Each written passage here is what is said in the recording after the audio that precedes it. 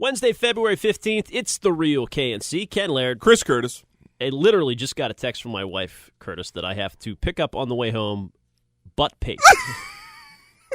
That's right, butt paste. Welcome to the new world of fatherhood. Oh, yes. What the fuck is butt paste? I'm not exactly sure. I believe it's a diaper rash cream, Honest Brand, and California Baby. I've got to choose between. So this is my new life. Suddenly, dealing with Minahan every day is not becoming... Somebody talk! Reimer was asking AJ Perez about butt paste. Well, I want to say kudos to you. Yesterday, the news breaks.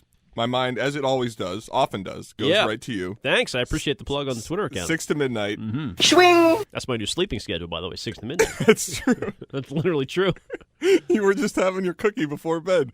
This morning, usually we say light the lamp with Laird. Mm-hmm. You fucking put a torch to the city with your scorching hot Terrian take. Listen, I covered Terrian in Pittsburgh for many years. He was outcoached repeatedly in the playoffs. He was not. Yes, he was. He was not. They fired him, and Dan Bosma won a cup. And this is going to spark the Canadians to a similar run. You watch. Who can forget the Ken Laird Terrian moments in Pittsburgh? Yeah, That should be a book. I mean, people are still talking about it in the office. Sure, yeah. Michel Terrian, you call him Michael, ripping butts in his office. Yeah. Oh, man, he smoked like a chimney. Really? Oh, did he? Oh, yeah. Like a Great. young, That's young Christian big. Arcan.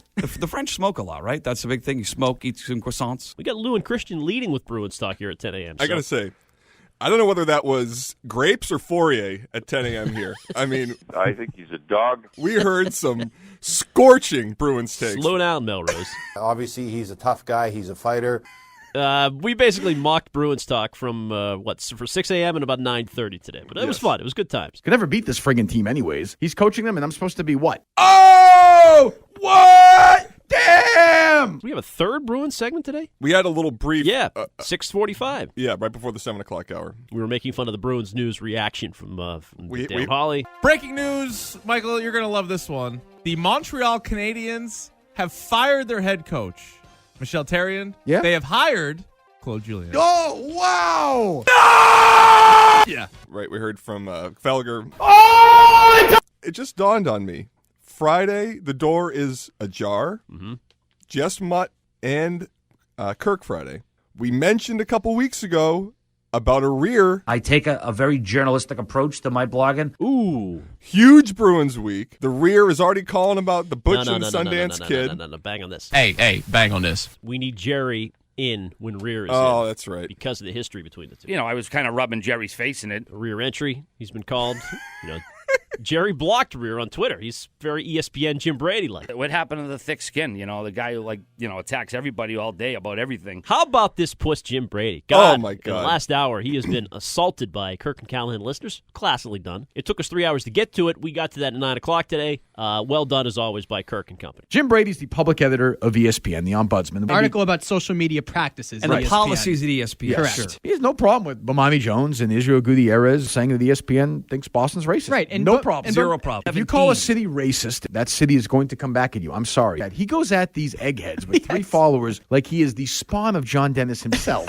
It's amazing because he's now doing exactly what these other cowards at ESPN have done, which is grab a person on Twitter from Boston who's mocking their coverage or mocking his behavior or his story, demean them, blame us, and tweet it. That's basically it. Mock us, demean the listener, and make it public. And what I find to be just amazing is now these people, they're not even responding to me. It used to be bullshit, I have to move, or I have a personal issue, or whatever else. Now they just don't even respond. I sent about 15 emails yesterday in text to different ESPN personalities and behind-the-scenes people. Not a single one sent a word back to me. How upset were they when the news of the merger broke last week? Oh, of this us hurts and the ESPN. Hub? Oh, Bigly. man. Big league! We are a behemoth now. Huge problem. This company now owns all the local sports talk. Interestingly enough, we bumped at 9 o'clock Peter King for the ESPN discussion. What were your thoughts on this? I was surprised by that. Peter King, as much as he comes on with Dale and Holly regularly, it's not like it's getting President Trump on or something like that. And hello, Peter. How are you? We could get Peter King on, I'm sure, at any time. You're bumping a pretty big name in the football world. What did you think of the decision to bump him, and how did it go with Peter? It was, I was surprised that, because I hadn't heard about it until 8:40, and they mentioned that we might be bumping Peter at 9. I had spoken with Peter on Monday after the story broke, because he had the Garoppolo nugget that they were saying, what the hell does he mean here? Johnny Garoppolo. So it begins on Monday with MMQB, Brady Peter King interview, post-Super Bowl, long-form interview. And he wrote in that same MMQB story that Jimmy Garoppolo is not going to leave. So I reached out to him Monday to sort of get some context of what he was saying and asked him to come on the show. And he said, I can come on Wednesday because this second part of my two-part sit-down with Tom Brady releases Wednesday morning. So we went back and forth yesterday. He confirmed via email again last night. So it was one of those, for me as a producer, I had the confirmation. Yeah, you put a lot of legwork into it. I did blow him. He was going to come on. That wasn't a ton of legwork, but it was confirmed. And so this morning I had Perez, which I still thought was 50-50 that he was going to come on. AJ Perez, the USA Today web troll. Yeah, well, yeah, definitely the whack troll. Web troll. The web troll we had on who we'll get to it in a moment. doesn't hate Trump, doesn't dislike him. No. Are you happy that Donald Trump's the president? Me? Yeah. I really don't care. Come on, AJ. You just totally Switzerland. I am Switzerland. I had Peter King, who I knew was going to come on. He got an email back at 9:30 last night. I'm good to go. So it was the flip today. We had Perez on, and Peter King got bumped. I don't think it's the end of the world. I thought the 9 o'clock segment, Kirk's instincts are usually dead on, and I thought the ESPN segment was fine and probably more energetic and engaging than had we just had Peter King on. It's not a hat I would wear. Okay. But I don't mind the hat if that's the hat he wants to wear. I'm a don't worry, be hatty type. Speaking of AJ Perez, that was probably the story of the today. I thought today was a pretty good show, all told. Yesterday and today. 2 days have been very good. 2 good shows, a lot of variety.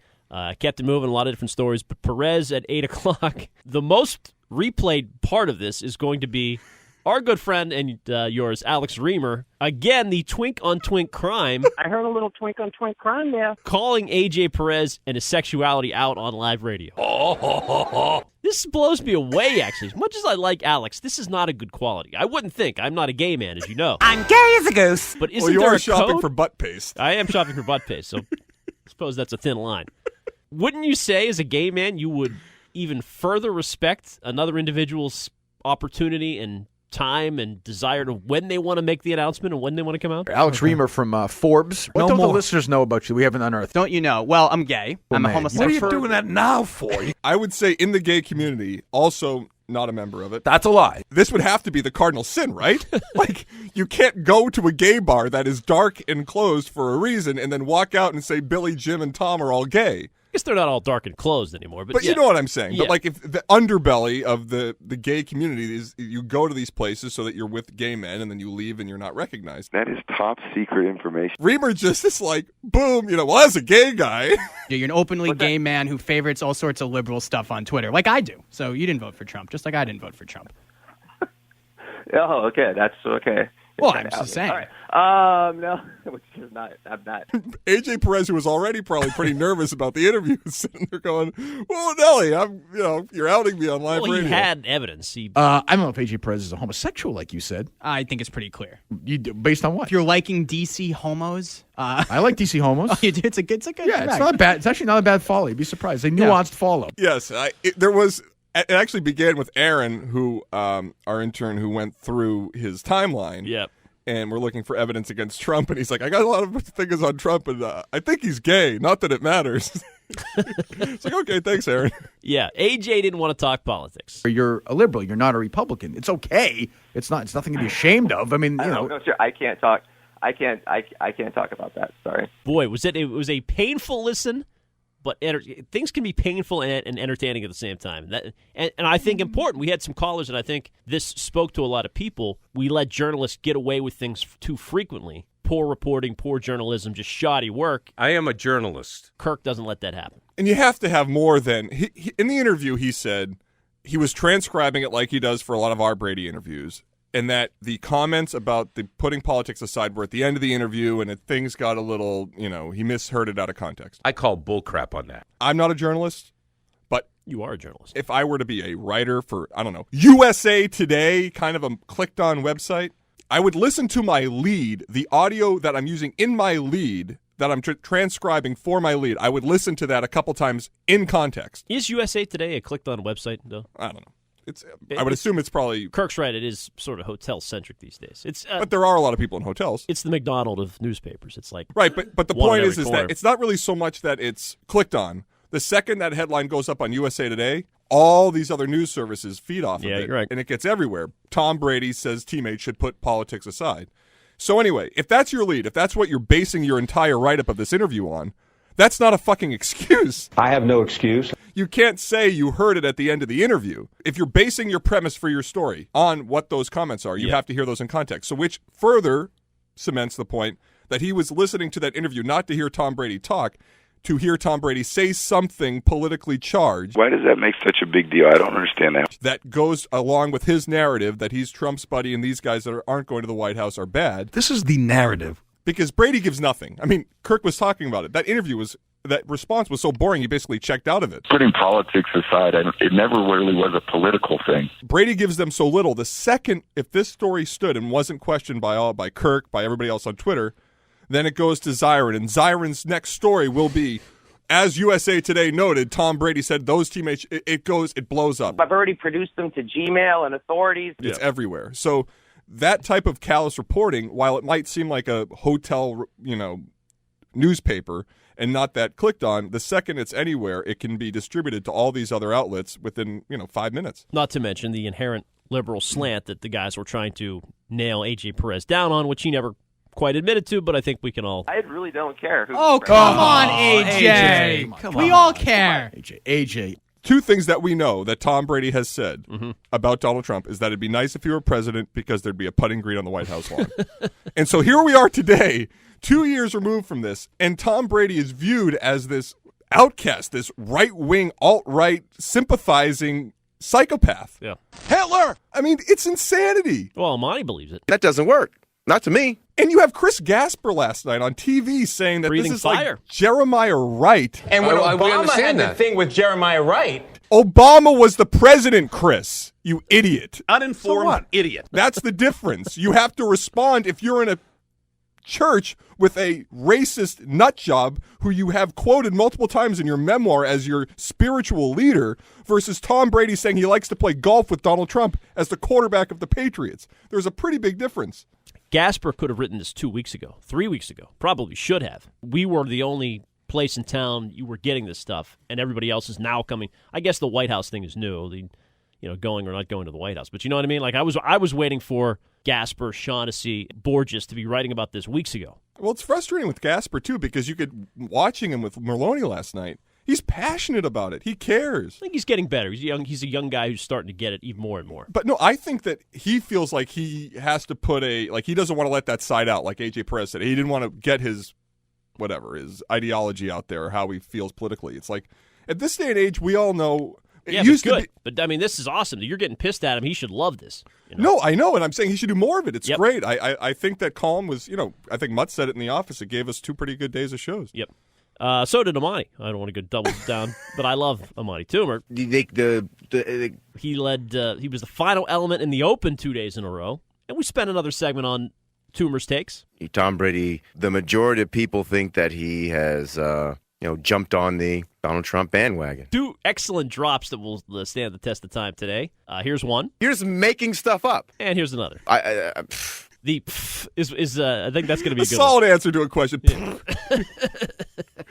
Did he ever get back to you when you asked him to come on yesterday? No. I've emailed him, and I have the program director or whatever, the guy in charge of NBC Sports Radio, and this guy Silver, and he hasn't gotten back to me either. So their show Twitter page is like 600 followers on a national show. PhD in Twitter clapback. OMF's tripling that. That's true. Other segments today of note, headlines was a freaking disaster today. What the hell happened? Not to mention it went like way too long for being a bad segment. That was probably our worst segment. My fault. We started discussing where to live in Boston. It was. If you're younger, if you're Alex's age and you are trolling for ass, living in Alston, Brighton is a great area to live. Well, what's frustrating is I thought of this at about 9:10. Yeah, it's a good idea you had. You're talking about something else. 2 things. Well, one is that next time we're in that situation, I should just read the headlines that I have Kirk say, no, get angry, and then get into something else. Because that would be a quick, thing where he can sort of mock me on the air and then be done with, the idiocy, not try and force public something. sacrifice of Curtis, at least if nothing else. It's worked in the past, and I'm about to get embarrassed. No, and the other thing is I remembered this Lupica story at 9 today that I looked at yesterday, which pissed me off, would have been a good headline, I think. Story? Lupica, the people at sports reporters are blaming Mike Lupica for ending the show because he was such a diva and treated people like crap. Oh, that is juicy. So that would have been a pretty good headline. Good gossip. But I forgot about it. So headlines today is on me. It'll be better tomorrow. We did a segment on Tom Brady's desire to be an ambassador for change. Hopefully I can be a real ambassador for change. That was at 6:30 today. Kirk didn't want to do it. It was one of those segments he knew he could get 10, 15 minutes out of. They did it well, but it was pulling teeth for him. His heart was not quite in it. Yeah, I take a couple calls. You want a couple calls here? John in Orlando on topic. No. Well, Kirk actually, during the break, came in and he said, I want to do more Ontarian.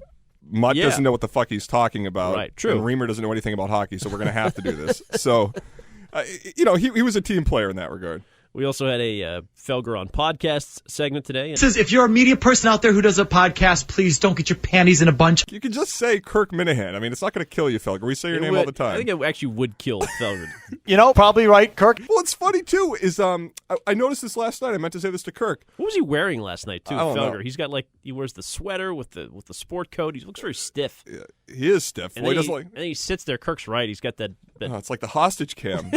And they have, whenever Kirk's on, it's just Tangway and Felger. Yeah. But when it's other people, Felger talks to them. They interact. Last night, Gasper and Felger had this hot Bruins take rant. Chemistry, yeah. Why? So Felger only talks to people that aren't Kirk Minahan? I feel like that would be a more watched segment if Minahan and Felger went at it. All right, we also got a lot of heat for our podcast effort yesterday. Was it fair? You and I discussed this. I had to leave. I had to get out of here, so I couldn't do the... how bad was it? You listened to it. You're an objective... well, you're not objective, but... I'm not objective, but I would say, compared to my alternatives at the time of day that I listened to it, I thought it was the best choice. Good. That's good. Now, as Kirk said, that's damning with faint praise. It's us against the Dork podcast. It's the Dork podcast. But I'm not even just saying podcast. Anything you could listen to at that time. I thought it was better quality. Okay.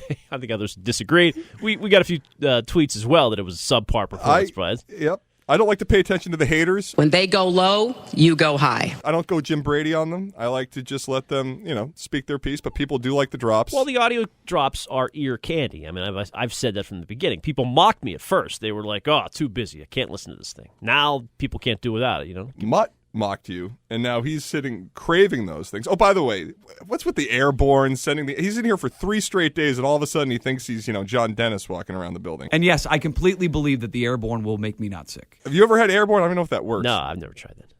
I mean, seems crazy. What's on Indian soap operas today? Anything good? Abhi Kibar, Trump, Sarkar. It's always very dramatic. They've got flashbacks to medieval times. There's people with swords and turbans, and it's very intense to me. Is that good for the baby? I thought you said the baby was going no technology. Yeah, but we're not starting that yet because babies can't see, I'm told. They can hear, though. I don't know. It can be distracting, so maybe we should. So Maya will be listening to this today. Yes, she will be. Good. She will be. Get her take on it. Get her take on the butt paste segment. on the butt. All right, anything else? There's a little bit of a little concern about Meter tomorrow. Indoors, 72 degrees. Meter's my guy, but he was in last Tuesday, and just kind of a consensus it was a lull show. Well, we had high hopes for Meter on Tuesday because it was following the Matt Ryan performance. He was our first co-host following the Super Bowl. Yeah, he's our channel to West Durham, the Atlanta play-by-play guy. You nailed it. And he was very active on Twitter on Super Bowl Sunday in the first half, ripping fans from New England. Don't spoil it. I haven't watched yet. Oh, sorry. In some part of the game, the Falcons may or may not have had a lead. Oh.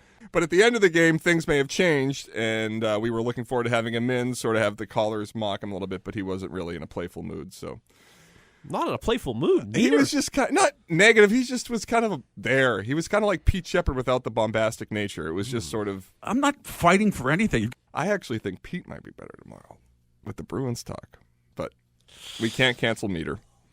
He's the old shoe you can't return. Bruins talk will be kind of done, though, by tomorrow because they don't play. Canadians don't play till Saturday. That's true. I'm not sure we'll have an advancement of that story. Julian might talk, I guess. Maybe they'll introduce him. Ooh, but that will be in French, right? Because all the Canadians... Half in French. It's always half in French, yeah. And is your wife a Canadians fan? Because she's from Montreal. Yeah, her family, I mean... So this must have rattled the Laird house. I wouldn't say that. They're Bigger not fish to fry right now? They're not like huge sports fans. Right.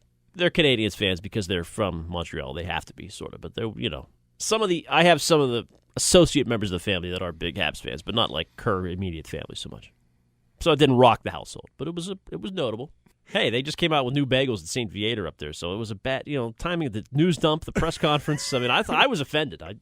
Frankly, I was waiting for somebody to be pissed that Julian got hired on Valentine's Day. Yeah, that too. Drive time. I was listening live to our reaction to it, and man, Keith and Holly, it's great, sincere. It was insanity. That is insane. The team. All right. See you tomorrow. I guess. Well, good luck with the butt paste. It's hard on your butt. This is a thanks. big day. Where, is that at CVS? Is that where that's sold? Good question. Next I question. wouldn't Google butt paste. Find a pharmacy somewhere and ask the clerk. That's going to be an awkward question. Ask the guy at the counter. How do we end this thing? I think we'll just say good weekend. See ya.